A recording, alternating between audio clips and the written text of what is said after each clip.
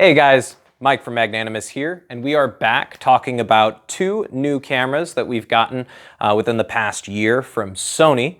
For those of you who aren't aware, this is the A7S III and the new smallest in their cinema line, FX3.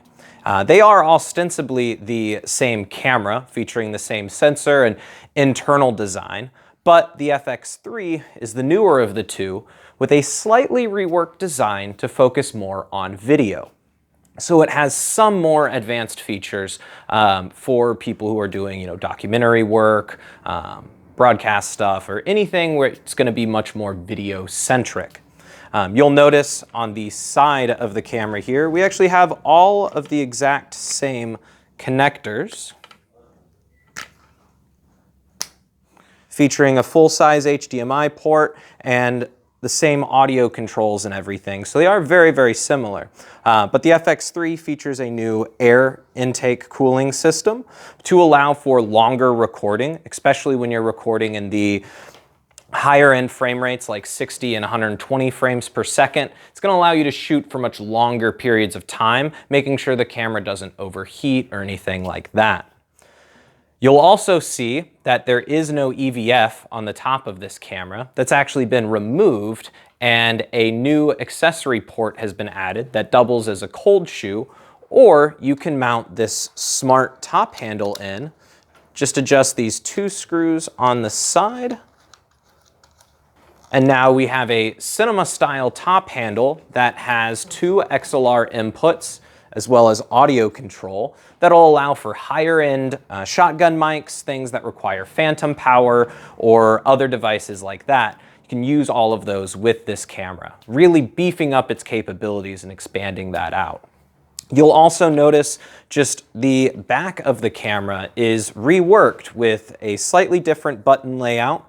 Your record button has been moved up here to a nice easy push button. We have a new variable focus zoom control here for servo lenses, allowing you to use some broadcast style servo glass to aid in documentary features and things like that.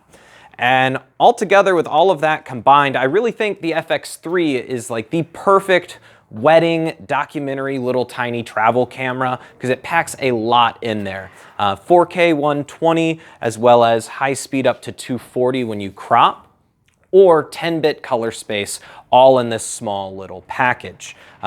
You'll also see additional accessory mounts, quarter 20s on the side here, some on the top, that allow for more accessories like additional monitors and things like that.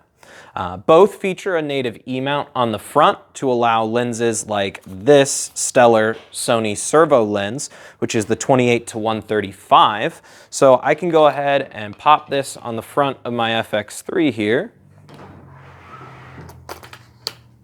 And I'll go ahead and take him off.